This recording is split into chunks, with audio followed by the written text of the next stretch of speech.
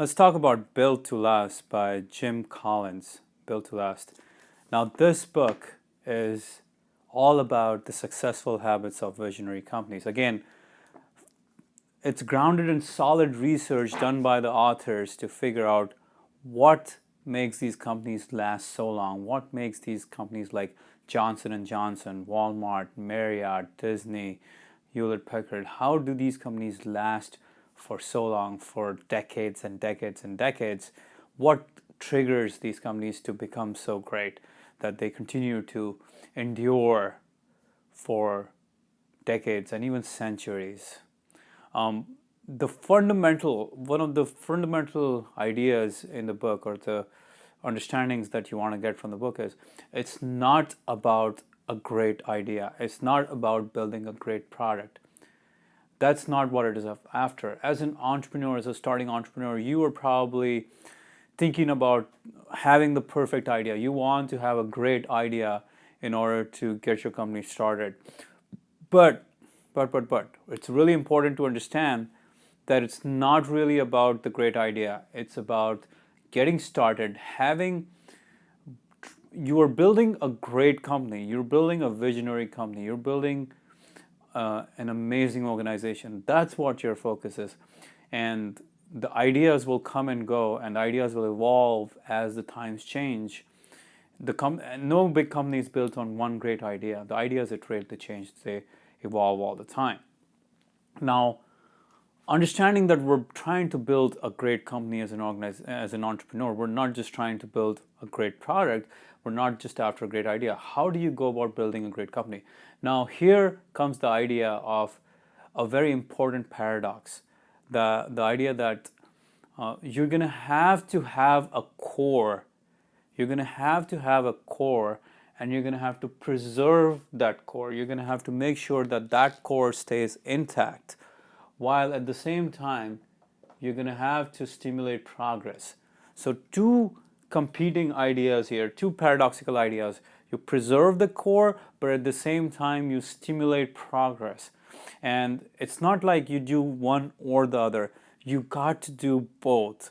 You preserve the core and you stimulate progress. Now, how do you preserve the core? What does it take? What is the core? What is the core of the company? The first component of the core is the ideology, which is composed of the values of the company and the purpose of the company. Now, let's talk about purpose first. What is the purpose? How do you define purpose? It is simple, but it gives a very clear understanding of what the company is about. For example, Walt Disney, the purpose of Walt Disney was bringing happiness to millions.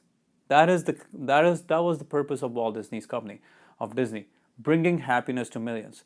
Merck, what was Merck's purpose? Merck's purpose was to save and improve lives of the people around the world. Merck's purpose is to save and improve lives of people around the world. That's simple, that's precise, and that's to the point, and that's all that matters.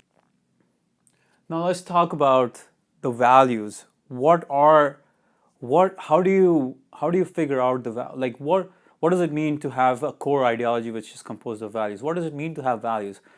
The key component, the key understanding when it comes to values is you don't have to go and copy the values of Merck or IBM or Walmart or Disney or Hewlett Packard or Apple or whoever it is.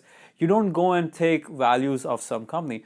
What is really crucial about values is they need to be authentic. They need to be about the way who you are. It's all about who you are and how strongly you believe in those values rather than try to come up with the best possible values. It's not about the best possible values. It's about being true to your own unique individual values, to the values that you want this company to imbibe. So as an entrepreneur, you want to be very clear how authentic are these values to yourself, to the company that you're trying to build. There are no perfect values. The question is, what are the values you believe in? And then go after them. Because if you look at the values of all the different companies, you'll find a whole spectrum. While Walmart is all about frugality and stuff like that, Apple is all about simplicity and design, and then Merck has service. It's so many different values are involved. You cannot just assume that there's one perfect value for everything. So a value is so important to be authentic. It's really important to have authentic values, and it doesn't have to be unique. It doesn't have to be unique from other people's values, but it has to be your own. It has to be your own. They have to be your own. And again, going back to the idea of the purpose is not something you are ever done with. The purpose is like a guiding star. So something like bringing happiness to millions in the case of Disney, that's not something that'll ever be done. That's something that's always happening. It's always going to be a guiding star for the company. It's always going to be a goal that's never fulfilled, but always keeps us motivated to do our very best. The other key component of preserving the core is the company culture. And some of these companies that have been built to last, have very cult-like cultures. We might have heard of the Nordstrom culture, the Nordy's culture, and the key components of a culture of this crazy culture are that there's an indoctrination process, and then there's a tightness of fit, and there's elitism. Now, in Nordstrom, people have heard that they get together at 7 a.m. meetings and they chant stuff like, I can do it, and I will do it for Nordstrom, and they will chant affirmations and things like that. That's all part of the indoctrination process for employees of Nordstrom. They have to be indoctrinated into these affirmations and things like that. Then tightness of fit in Nordstrom, it's all about like, if they will always be rewarding you if you are within the fit of the company, and punishing you if you're not within the fit. And over time, the people who fit the culture will filter themselves in, while the people who are not will filter themselves out. The other idea is there's elitism in the whole Nordstrom culture. They think they're elite. They will express this in their internal communication that they are Nordis, they are elite people. Not necessarily in the customer communication. Of course, for them, customer service is king. It's everything. But internally, they believe they're elite. So a cult-like culture is a very important component, a very powerful component of these great companies. Similarly, a cult-like culture is there at IBM, was done at Disney, and a lot of other companies as well. Now, understanding that we have these core ideology, the values and the purpose and the culture that will not change. The values, the culture, and the purpose will not change over time. But there are things that must evolve over time. There are things that must change over time. And the first thing that will change over time is your goals. And what you want to do is have big, hairy, audacious goals, what is called BHAGs, big, hairy, audacious goals. Now, these BHAGs, they have to be clear, they have to be compelling, and you have to be 100% committed to them. You cannot be partly committed to them. These goals are something that charge you up. Now, let's take an example of a BHAG that happened in this country. Now, this is not an organization this is not a company per se, but this is what Kennedy did when in 1961 he said, we should, as a nation, commit ourselves to landing man on the moon and getting him back safely. So was that clear? Was that a goal clear enough? And he said in this decade, so there was a deadline. Was it a clear goal? Yes. Land a man on the moon and get him back. Was it compelling? Very compelling at that time, when the Cold War is at its peak. Yes. Was it commitment? Yes. He said within this decade, we must get it done before 1970. Did it charge people up? Of course it did. The whole nation was charged up by the idea of getting a man on the moon. And was it bold? Was it unreasonable? Hell yeah. It was bold. It was very bold. It was almost to the point where it was unreasonable. It was beyond the comfort zone. It had never been done, never been even tried by anyone. And man landed on the moon. So really powerful that we had these big, hairy, audacious goals.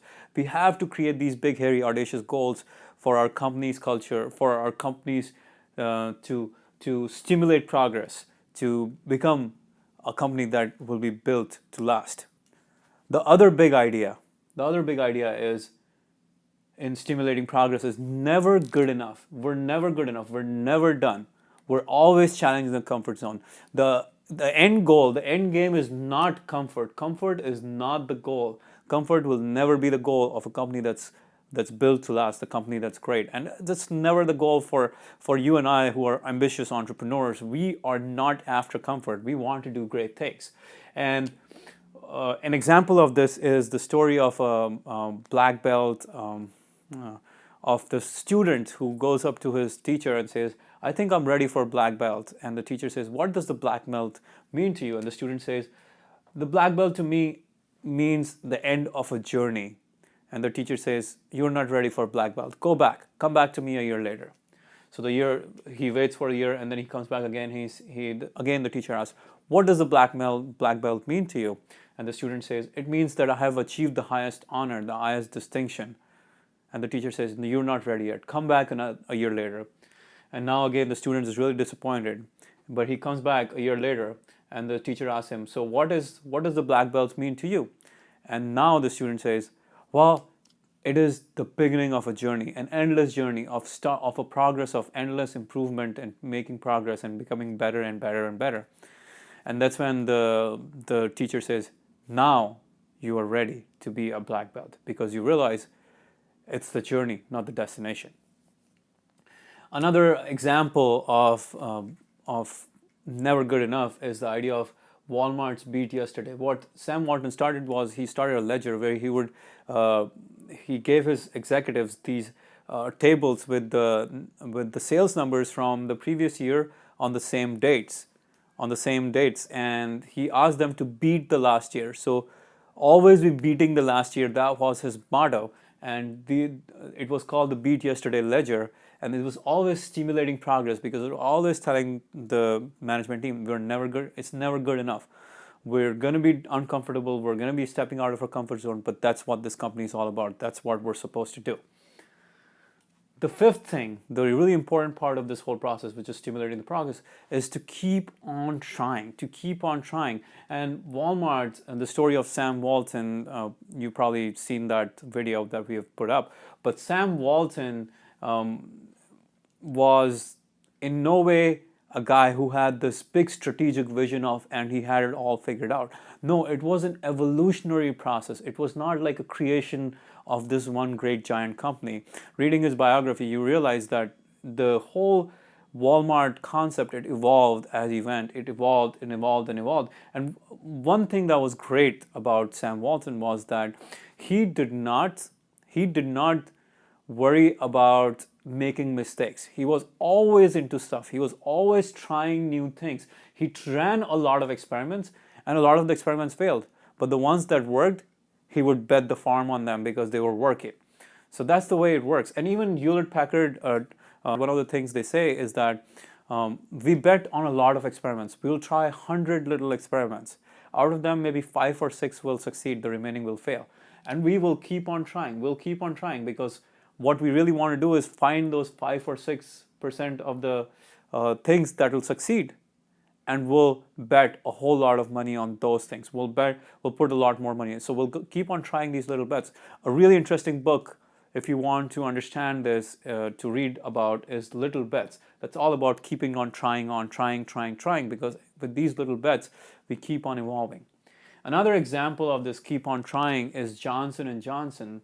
Now, in Johnson & Johnson in 1890s, when they were the supplier for medical gaze, antiseptic gaze, and medical plasters, what they found out was the doctors were complaining that people were getting rashes and stuff like that. So one of the directors at Merck, at Johnson & Johnson, he sent the doctor some talcum powder, and the doctor saw some great results.